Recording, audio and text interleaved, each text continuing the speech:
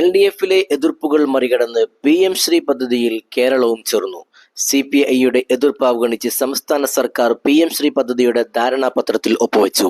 വിദ്യാഭ്യാസ secretary doctor വാസുകിയാണ് സംസ്ഥാന വിദ്യാഭ്യാസ വകുപ്പിന് വേണ്ടി ധാരണാപത്രത്തിൽ ഒപ്പുവെച്ചത്. ഇതോടെ PM ശ്രീയിൽ ഭാഗമാകുന്ന 34ാമത്തെ സർക്കാരായി കേരളം മാറി.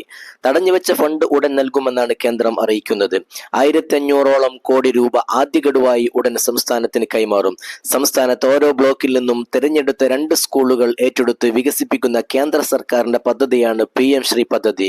കേന്ദ്ര സർക്കാരിനെ നയിക്കുന്ന BJPയുടെയും RSSന്റെയും അജണ്ടകൾ നടപ്പാക്കുന്നതാണ് PM ശ്രീ എന്ന് ചൂണ്ടിക്കാണിച്ചാണ് ആദ്യഘട്ടത്തിൽ കേരളത്തിലെ ഇടതുപക്ഷ സർക്കാർ പദ്ധതി എതിർത്തത്.